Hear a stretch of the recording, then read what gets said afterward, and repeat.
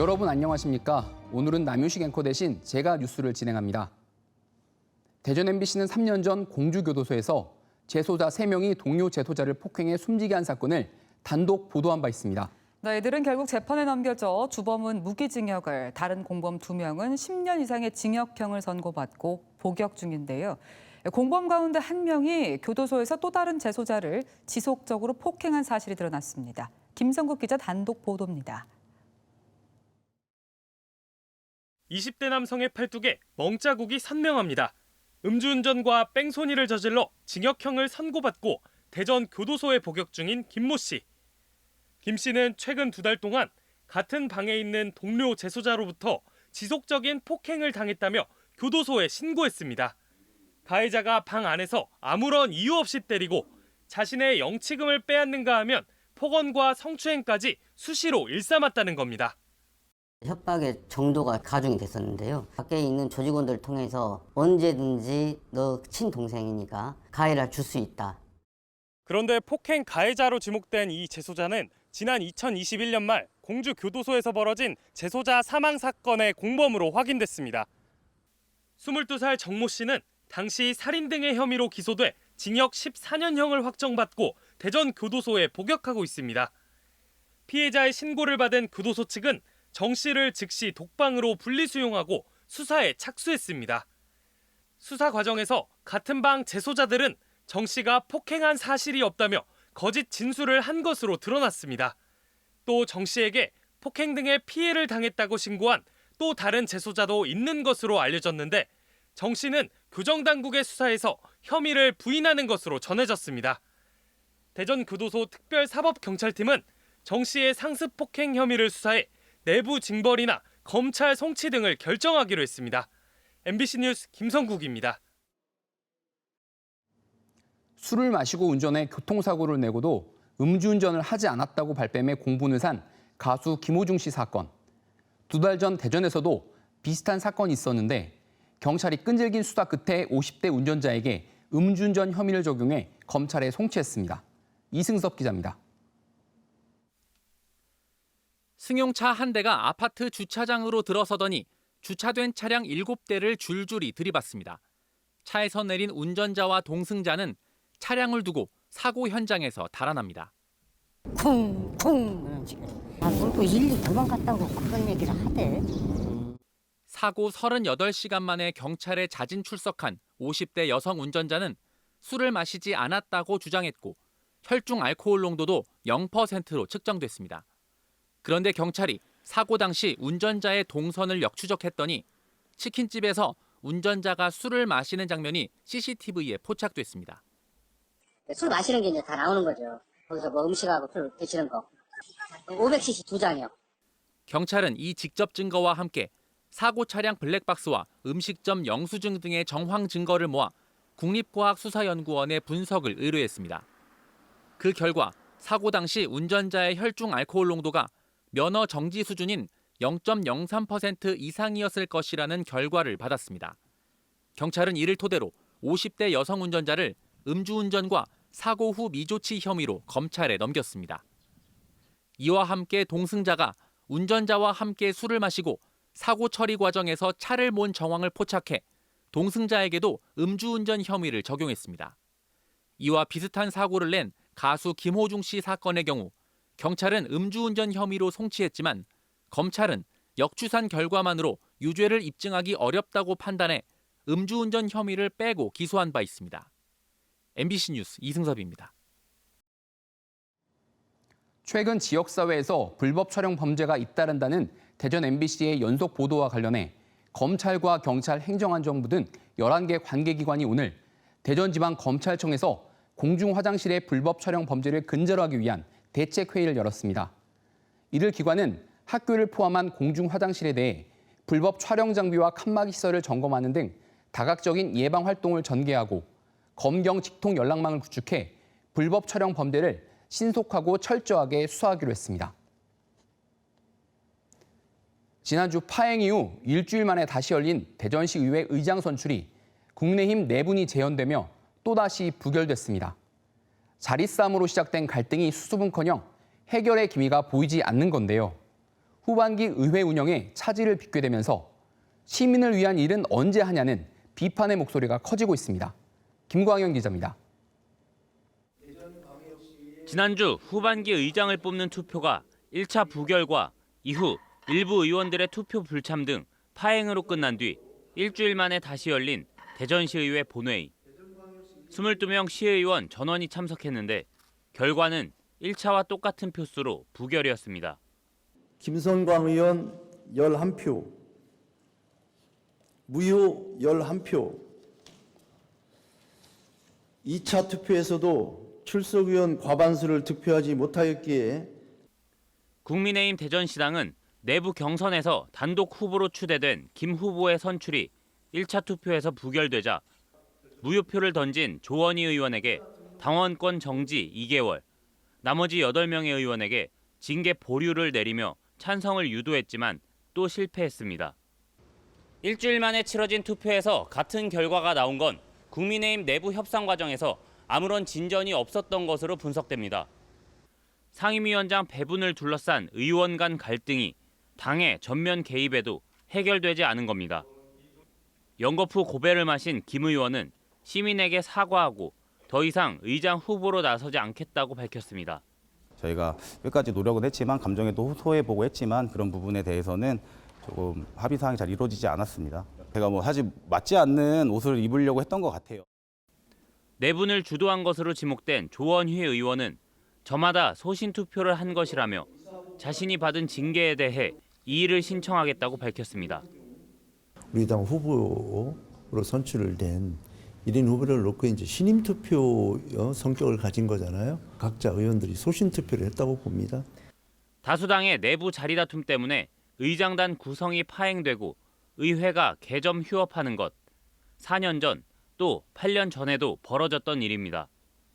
대전시가 조직 개편이 된 만큼 각 소관 상임위원회도 빨리 이제 구성을 해서 각각의 업무 파악을 하고 현안들에 대해서 문제를 찾고 질의해 나가야 되는데 이런 것들 전혀 이루어지지 않고 전문가들은 의장 후보가 시의회 홈페이지에 출마 포부를 밝히고 시민 의견을 구하는 등 의원들의 입속 챙기기로 전락한 의장단 선출 과정을 보다 투명하게 바꾸는 조례 개정이 필요하다고 입을 모읍니다.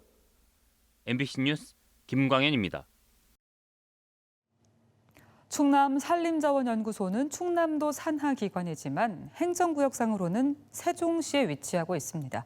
연구소를 다시 충남으로 이전할 계획을 밝힌 충남도가 연구소 부지를 민간에 매각해 이전 비용을 충당하기로 했습니다. 김태욱 기자입니다. 30년 전 공주시 반포면 일대 270만 제곱미터 부지에 충남도 직속 기관으로 설립된 충남산림자원연구소. 임업연구와 산림사업을 수행하는데 연구소 부지에 있는 금강수목원과 자연휴양림은 연간 40만 명이 찾는 명소입니다. 하지만 지난 2012년 출범한 세종시로 행정구역이 편입되면서 충남도 기관이 세종에 머무는 행정불일치가 10년 넘게 계속되어 왔습니다. 충남도와 세종시가 업무 협약을 맺고 산림자원연구소 부지 민간 매각을 추진합니다. 양 기관이 부지 매각 공동대응 전담팀을 구성해 행정재산인 연구소 부지를 민간 매각이 가능한 일반 재산으로 전환하는 행정 절차를 지원하는 겁니다. 또 난개발이 아닌 주민 생활 편의에 도움이 되는 시설을 유치할 계획입니다.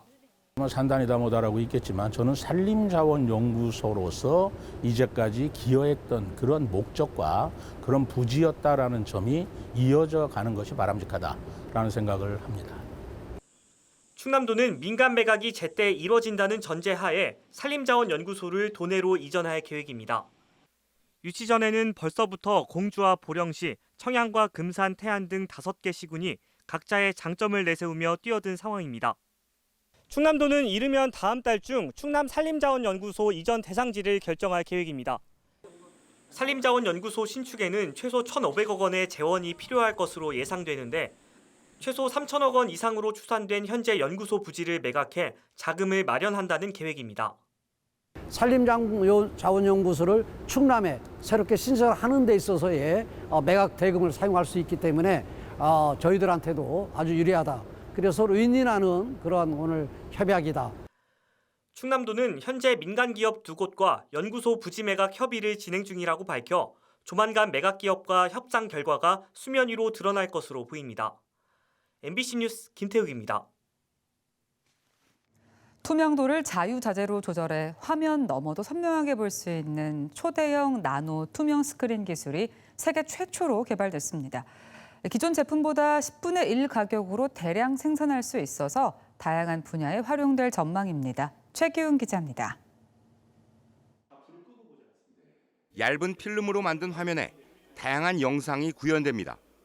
흔히 볼 수 있는 디스플레이 기술 같지만 화면이 점차 투명해지더니 반대편에 있는 배경까지 비칩니다. 국내 연구진이 최초로 개발한 초대형 나노 투명 스크린입니다. 나노 입자들을 필름 내부에 고르게 분산시켜 머리카락 굵기만큼 얇은 화면에 전류 흐름에 따라 투명도를 조절하는 기술이 접목됐습니다.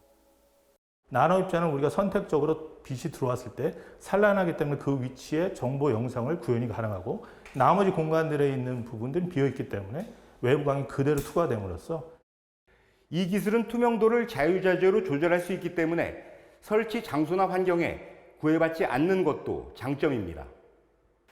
연속 공정으로 대량 생산이 가능해 생산 비용을 크게 낮출 수 있고 잘 구부러지는 필름 소재라 초대형 스크린도 만들 수 있습니다. 대형화하기가 굉장히 용이하고 그리고 가장 핵심적으로는 기존 제품에 대비해가지고 10분의 1 가격으로 가격 경쟁력 있는 제품을 제공할 수 있는 그런 핵심적인 장점을 가지고 있습니다.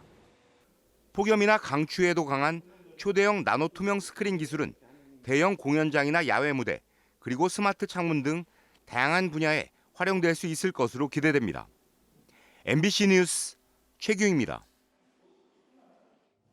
오늘 대전과 세종, 충남 지역은 정체 전선의 영향권에서 잠시 벗어났지만 내일 늦은 오후부터 다시 장대비가 쏟아지겠습니다. 이번 비는 내일 오후 늦게 서해안 지역을 시작으로 30에서 100mm, 많은 곳은 150mm 넘게 내리다가 모레 오후에 그치겠습니다. 내일 아침 최저 기온은 22도 안팎, 낮 최고 기온은 최고 31도로 한낮에는 다소 덥겠고 장맛비는 주말에도 이어지겠습니다. 오늘 오후 3시쯤 대전시 석봉동 신탄진 시장 인근 도로에서 80대 여성이 16톤 화물차에 치여 숨졌습니다. 대전 대덕경찰서는 여성이 차도에서 폐지가 실려있던 손수레를 끌고 가다 화물차 뒷바퀴에 치여 사고가 난 것으로 보고 정확한 사고 경위를 조사하고 있습니다. 지난달 27일 당진시 성문면 도비도항 인근에서 해루질하다 실종된 60대 남성이 닷새 만인 어제 오후 5시 반쯤 해상에서 숨진 채 발견됐습니다. 평택해경은 실종 지점에서 10.5km 떨어진 해상에서 시신을 발견했다는 선원의 신고를 받고 숨진 남성을 인양했으며 정확한 사고 경위를 조사하고 있습니다. 자신이 돌보던 치매 노인을 상습적으로 폭행한 혐의로 기소돼 1심에서 징역 1년의 실형을 선고받은 70대 요양보호사가 판결에 불복해 항소했습니다. 피고인은 지난해 3월부터 8개월 동안 가정집 방문 요양보호사로 일하면서 자신이 돌보던 80대 치매 노인을 수십 차례 폭행한 혐의로 재판에 넘겨졌으며 검찰도 양형 부당을 이유로 항소장을 냈습니다.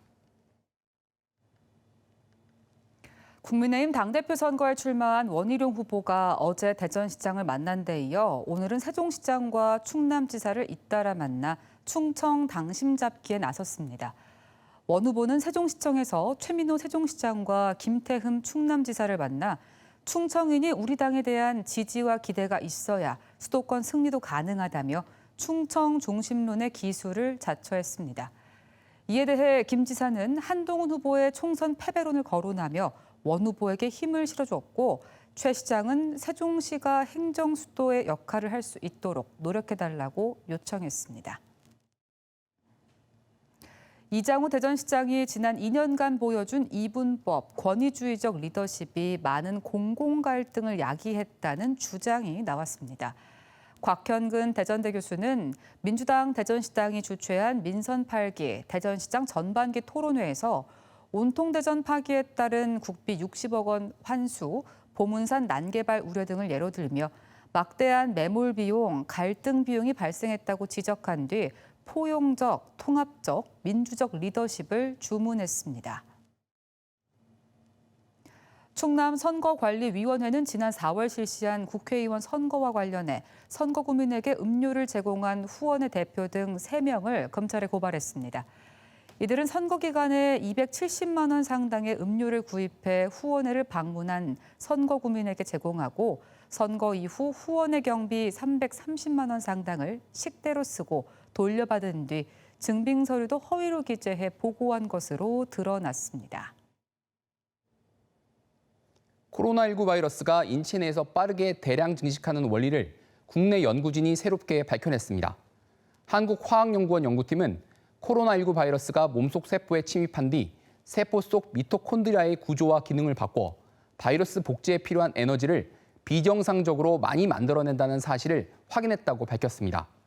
연구팀은 또 갑상샘암 치료제인 반테타닙에서 코로나19 바이러스가 10분의 1로 감소하는 등 뛰어난 항바이러스 효능을 확인했다며 새로운 치료제가 될 것으로 기대했습니다. 지금까지 대전이었습니다. 시청해주신 여러분 고맙습니다.